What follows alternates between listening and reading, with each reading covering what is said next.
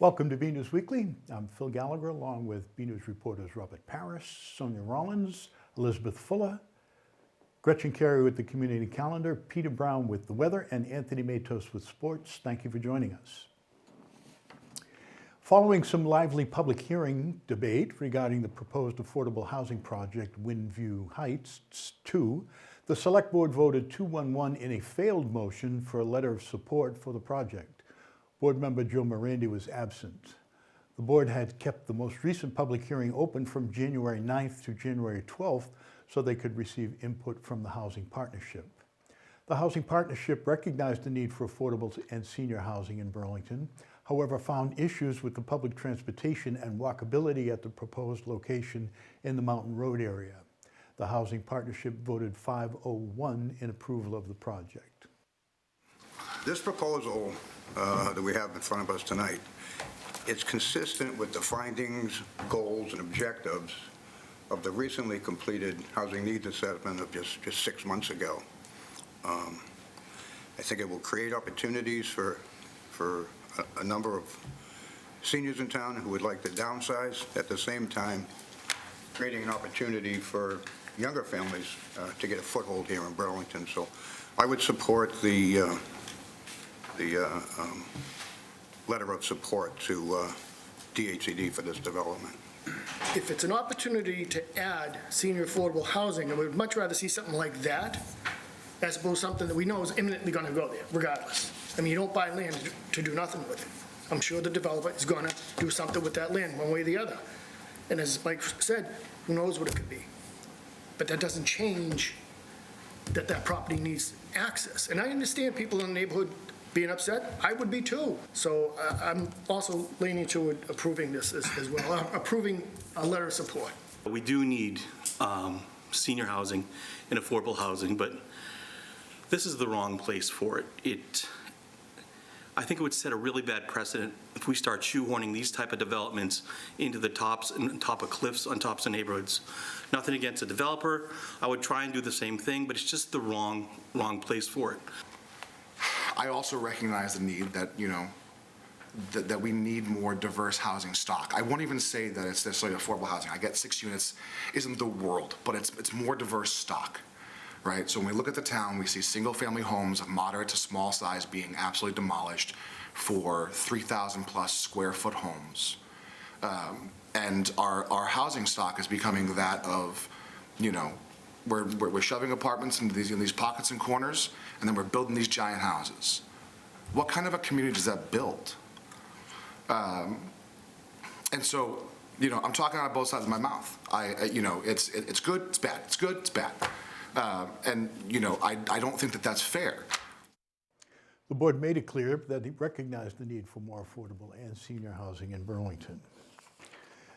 The Select Board also discussed the future of the town's Diversity, Equity, and Inclusion Committee. The DEI committee was created as an ad hoc committee to report back to the Select Board in 1 year's time. That ended in November. Select Board Chair Nick Priest and DEI committee member, DEI committee member, talked about creating a framework on DEI for strategic initiatives to be developed. Member Mike Espeo brought up the possibility of using an outside source for DEI education. It was agreed there was a need for more targeted direction of DEI in Burlington. The discussion was continued to the Select Board's next meeting. Over the last month, the Burlington School Committee has had extended discussions on a potential food service management company for the district cafeterias. The benefits of going with a food service company include expanded menu options, more student access to food, and the guarantee of a profitable program, which would eliminate the risk of using funds from the school's operating budget to cover a deficit at the end of the year. The committee voted 4-1 in favor of moving forward with Whitson's Culinary Group. Whitson's currently serves the communities of Lexington, Winchester, Wellesley, and Newton. The Whitson's proposal included a guarantee of $90,000 surplus for the remainder of the year. There is currently an acting food services director in the schools, and Superintendent Conti expects her to continue working in the district. Fitness Together here in Burlington offers personal, small group, and boot camp training, providing fitness through strength training, cardio, nutrition, and a whole lot more for all ages. Fitness Together fall under our chamber spotlight.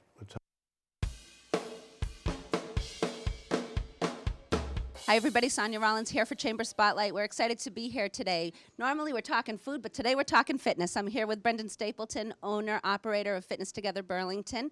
He has been here for just about 16 years. Brendan, thank you for joining us. Thank you for having me. I'm thrilled to have you because here's the truth. Everybody drives by here and sees Fitness Together. You're in a very prominent spot on Cambridge Street, and I'm excited to kind of have people see the inside. You're going to get to show them what it's like to be here, talk personal training, talk health. Hopefully you can give everybody some good pointers. It's not all about just working out or just what you eat. There's a mixture to make the perfect science of being healthy. Oh, yes. yeah, it's a true mix of exercise, nutrition, cardiovascular health, and everybody's here for different reasons. Some folks are here mainly for the accountability because they don't like working out. They want to work out in a safe space. They don't want to get Yes. hurt. Other folks don't want to go to a big box gym and be sort of on the floor with 50 or 60 other people. Client-wise is here for, numerous different things. It could be nutrition-based, it could be cardio-based, it could be rehabbing after an injury. People have signed themselves up for an event and now they have to do it and they say, okay, how do I get from the starting line to the finish line? And then just regular folks that just want to just be healthy. It's kind of amazing. Talk to me about the model of Fitness Together, because the model of Fitness Together, like you said, is for maybe someone who doesn't want to go to a larger gym, but you have two different types of models in here. Talk about that a little bit. So we hit 95% private personal training, and then we have a small group, 4 to 6 people group training that we have in the morning and nights, but the 95% of what we do is all one-on-one private training, in a private suite where you're not, again, with anybody else, it's just you and your trainer. It's all customized based on someone's schedule right there, when they can get in here, right, what their life's like, do they travel for work. It's individualized, so we see some folks twice a week, we see other people 4 times a week. So it's really what fits in their world Yes. and what makes the most sense for them. Yeah. So we still have clients that even live local that just now have built a home gym and they can get in and out before the kids wake up, and then we have some folks that live, across the country and around the world that we just adjust for their time zones, and we still see them virtually via Zoom or Google or even Facebook sometimes. We concentrate really fitness over 40, and then we also train a little bit of sport specific, so running or triathlon, but we also have younger athletes, kids that are going into college age, coming out of college, Yes. that just looking for healthy routines. Yeah. And a lot of it's the coaching comes down to that one-on-one and just meeting the person where they're at and then helping them get to the next, progress point in their journey. Community, those who know you personally or those who've been around you or those who've been involved with the chamber and see you and your team are very involved in the community. Yeah, so I've been a trainer for almost 20 years, and, Yeah. and the goal is to affect as many lives as possible. We take that right outside the doors, right? Whether it's food drives or helping out with families in need during the holidays Yes. or other different things. And we have a good time doing it in regards to some of the different ventures we've come across and different funds we support. But it's really about just being a pillar of the community. Right. And truly making a positive impact where you can.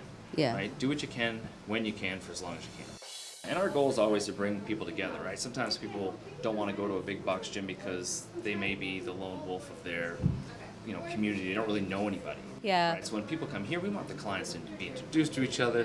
People have made lasting friendships, have met folks just doing, their warm up, and 5-6 years later they're out, having coffee. They're part of the same book club. They're playing bridge together. They're going for walks. It's right? true. They schedule so they know that they're going to see the same people all the time, right? So we try to bring community to those folks who may or may not have their own communities and feel like they're getting lost in the crowd. All right, folks, there you have it. Brendan Stapleton, owner, operator, Fitness Together Burlington, located here on Cambridge Street. For Chamber Spotlight, I'm Sonia Rollins.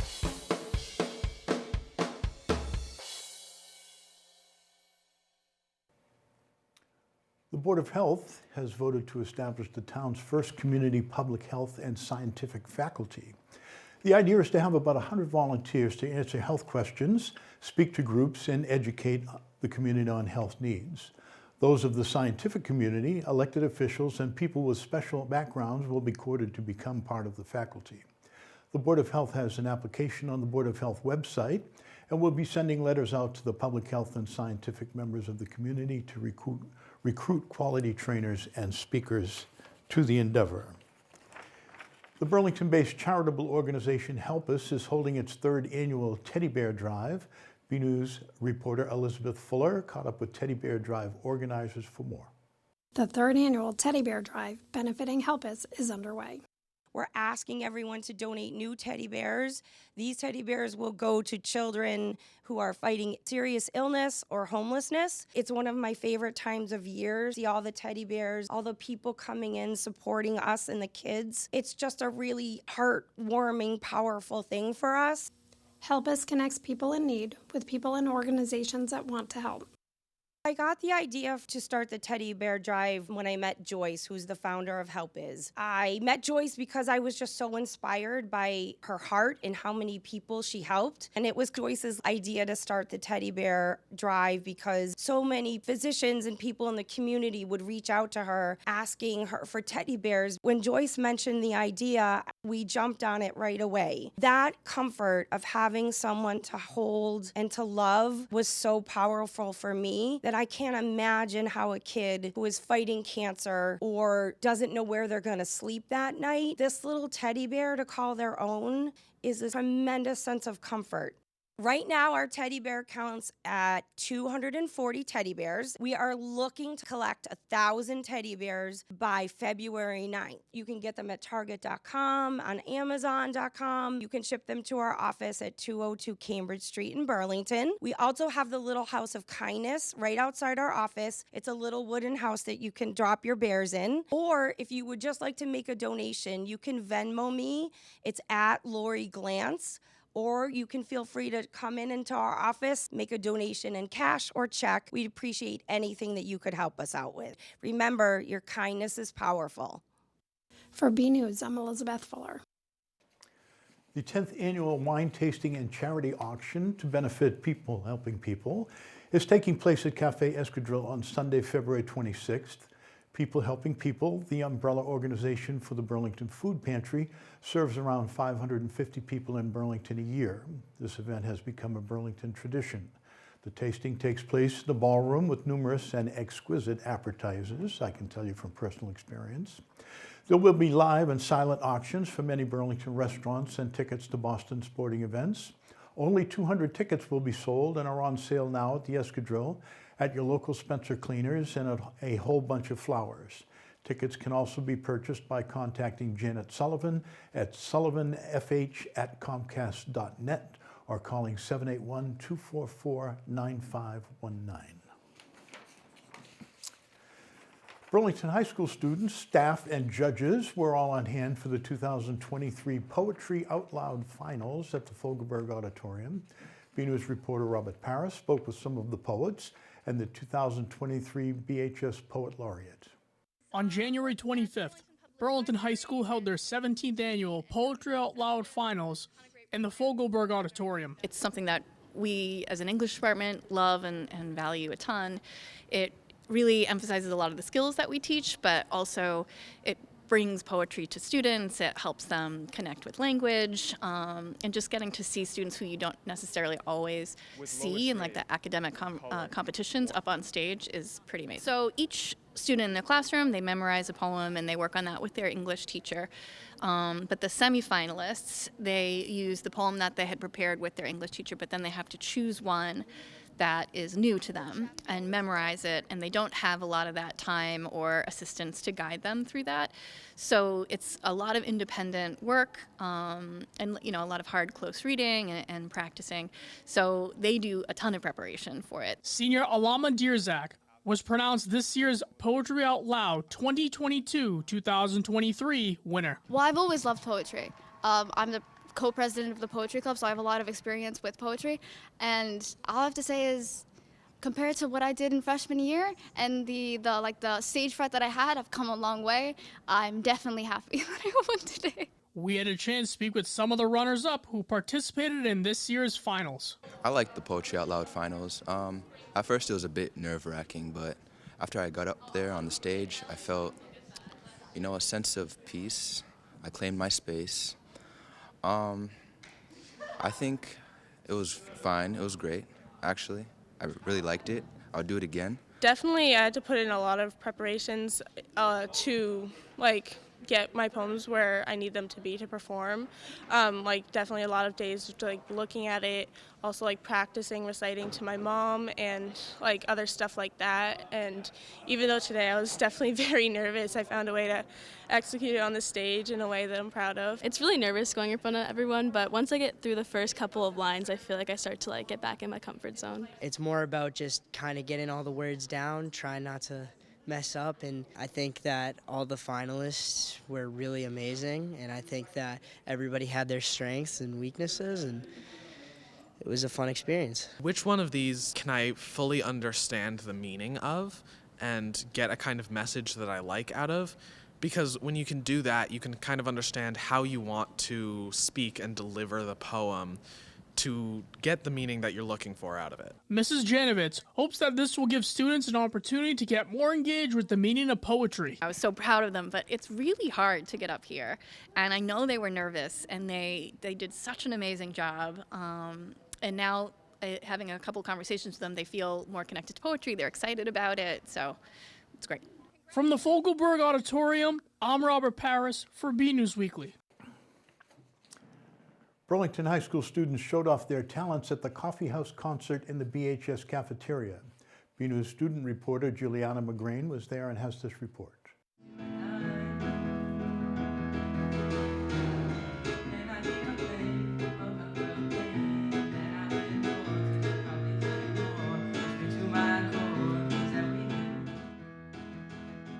Musicians and singers of the BHS community gathered in the cafeteria on the evening of January 24th for the first Coffee House concert of this year. BNews spoke to some of the night's top performers. So, how long did it take you to prepare for your lines?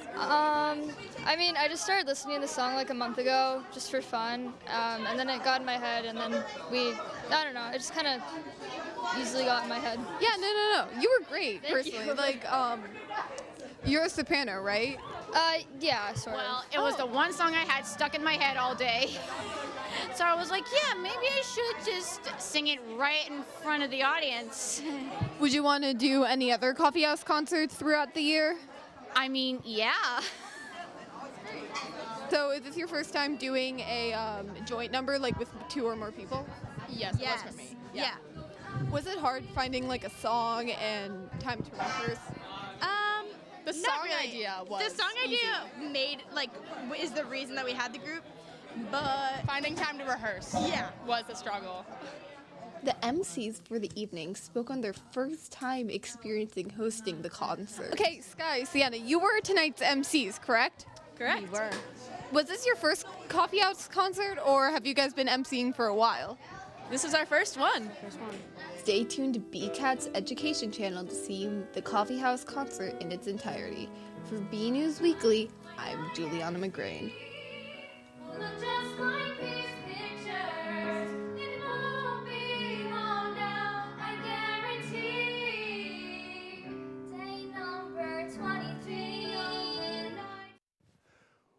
We've had some snow and we've had some rain. Let's check in with BNews meteorologist Peter Brown for your weekly forecast, followed by the community calendar with Gretchen Carey.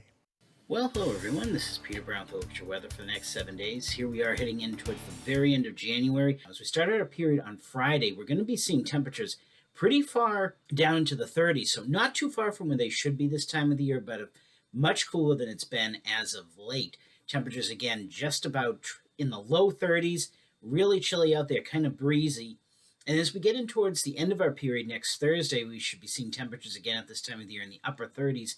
And we're going to see a pretty sizable cool down as we get towards the end of the period. You're going to see temperatures hovering maybe around 30, maybe not getting out of the upper 20s. So looking at the temperature map, they're still looking at us to have a chance of having above average temperatures. I'm not really seeing that right now. I think we're going to be about average to slightly below average going in to the next 7 days, especially as we get towards the tail end of next week. And look at our precipitation chances. Just about everywhere in the lower 48 looks like there's a chance of above average temperatures.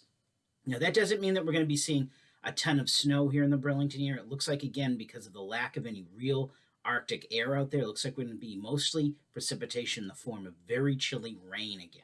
As we head in towards the weekend, it's going to stay a little bit warmer. It's going to get into the mid to upper 30s, but that's going to bring in the chance of another messy storm in here Sunday going into Monday morning. Getting in towards the middle of next week, skies clear up a little bit just in time for Wednesday for another messy little storm system to pass us by. Looks like we're going to get again the chance of maybe some mixed snow and very chilly rain out of that. So a real active pattern still in place here in the Burlington area. But thereafter, pattern gets pretty quiet and pretty chilly out there as we see finally a true Arctic high pressure center coming down out of Canada into our area with temperatures struggling to get out of the 30s on Thursday.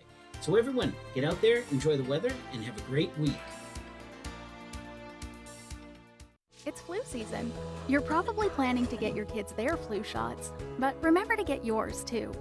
Vaccinating your family is the best way to protect you and your kids from the flu. Protect yourself. Protect your family. Get your flu shot today. Hey everyone, I'm Gretchen Carey, and this is your Community Calendar. On every last Wednesday of the month from 5:30 to 7 p.m., the Presbyterian Church will have community dinners. Meals are homemade with vegetarian and gluten-free options. Everyone is welcome and the event is free. On January 31st from 12 to 1:30 p.m., the Burlington Parks and Recreation Department will be having a Zoom event called Investing 101. To register, go to burlingtonrecreation.org. On February 2nd at 2 p.m., the Made in Burlington store will be having an event called Cards for Any Occasion. For more information and to sign up, go to the following website. I'm Gretchen Carey, and that was your Community Calendar. Burlington native Callie Flanagan, who won an Olympic gold medal with the U.S. women's hockey team in 2018, plays professional hockey for the Boston Pride of the Premier Hockey Federation. Flanagan has been named to the league's all-star team. BNEWS reporter Robert Paris spoke with Callie about her career on the ice. Burlington native and 2018 Olympian Callie Flanagan heads off to Canada, where she's playing for the U.S. in a 3-team All-Star mini round-robin game on January 29th in Toronto. We spoke with Flanagan on her prep work for the trip. Yeah, I'm excited for the All-Star weekend this weekend. It's up in Toronto this weekend. Last year was in Buffalo, so it was supposed to be in Toronto, and so to get to go to Toronto this weekend will be a lot of fun. Callie and her 9 teammates made the trip to Toronto as well. It'll be fun to have all my teammates there and be able to, spend the time with them. Flanagan praised the Premier Hockey Federation, formerly known as the National Women's Hockey League, in the upcoming international event. I think it's a cool concept. Last year there were 2 teams that were chosen, and they kind of just did it by captain. This year they're split up into Europe, Team USA and Team Canada, like obviously where you're from. So I think that's a really cool concept, and we'll have some fun with it for sure. This year the CHF has done a great job of, really getting that international talent into our player pool. And so to put that on display this weekend on Sunday in Toronto for everyone to see, it'll be a lot of fun. Last July, Callie signed a 2-year contract with the Boston Pride and is currently loving every minute of it. Our team is great, and we have a lot of fun. We have a great coaching staff. Paul Mara is our coach, and I had familiarity with him from the Olympic team in 2018. And so to be able to play for him for the next 2 years and with my teammates, I'm just excited to be here and to be in Boston, and it's been a lot of fun so far. What does Callie love most about the sport? Her teammates. I think, being able to spend time with all the great players that, you get to play with and get to know, and, the time on the road and on the bus and things like that. I think the teammates is definitely the best part. Over Zoom with Callie Flanagan, I'm Robert Paris for BNews Sports. Now let's have a look at all your Red Devil action with Anthony Matos. Hey everyone, I'm Anthony Matos, BNEWS Weekly Sports Report. We're past the halfway mark of the winter season. We have some updates on what's been going on. Girls and boys basketball both lost to Wakefield on January 20th. The girls lost 53-25 and the boys 56-42. Both teams had a game against Woburn on January 24th. Let's go to the girls' highlights. Battle of Win Street took place in the Vanilla Gym on January 24th. In the first period, the Devils scored 14 points, and Woburn was behind by 2 with 12 points. 14-12 Burlington. Woburn took the lead in the second as they picked up the pace with 16 points. Burlington added 4. 28-18 was the score at halftime, Woburn. Woburn added another 18 points heading into the third, while the Devils had 13. 46-31 Woburn. Burlington wasn't going down without a fight as they finished the game off in the fourth with an additional 14 points and Woburn with 9. Final, 55-45 Woburn. Back with a 77-44 score. Junior captain Cedric Rodriguez made history during the game against the Melrose Red Raiders as he shot 10 three-pointers in the game and made them, which is a school record. BNews sports reporter Robert Paris has more.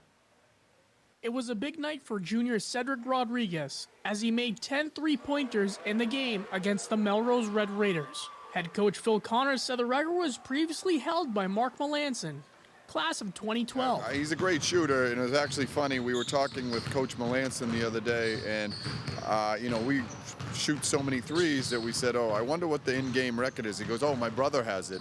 So his brother had the previous record. I said, oh, what is it, 9? And we just happened to be talking about it 2 or 3 days before. I'm surprised a kid from our time hasn't broken it because how many threes we shoot. The next night, said he goes out and hit a bunch early, and we knew he was approaching it in the half, but the game was out of hand, 30 points. He was at 8. The record was 9, and I said, it's 30. You don't want to be firing up threes. It's kind of classless.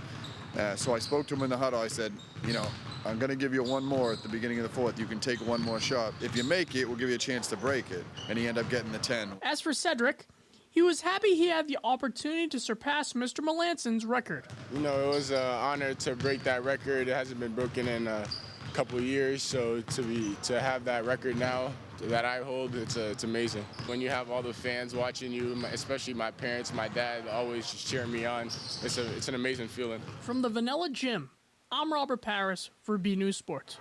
Currently, the girls are 4-8 and the boys are at 11-2. Both teams will be back at the Vanilla Gymnasium on January 27th to take on Wilmington. Girls hockey had a blowout victory of Wakefield 5-1 on January 21st. They were in Arlington at the Ed Burns Arena on January 25th, where the girls ended the game in a 3-3 tie. Currently, the girls are 7-4-2. Boys hockey had a win over Bridgewater Raynham 3-2 on January 14th. The Devils will be on the road at the Stoneham Arena against Wakefield on January 21st. Boys hockey lost last weekend to Wakefield 3-1. In Arlington on January 25th, the Devils lost 4-1 on January 25th. Currently, the boys are 2-7-2. Both track teams competed in the Massachusetts State Track Coaches Association Division III Relays Championship on January 22nd in Boston. Burlington won the championship with a final score of 55 points. The Devils were awarded medals for 7 out of 10 events they competed in. Congrats to the team on another exciting championship win. As to the girls, they finished in 3rd place with 32 points. You can check out the results for the girls and boys at bcattv.org/sports.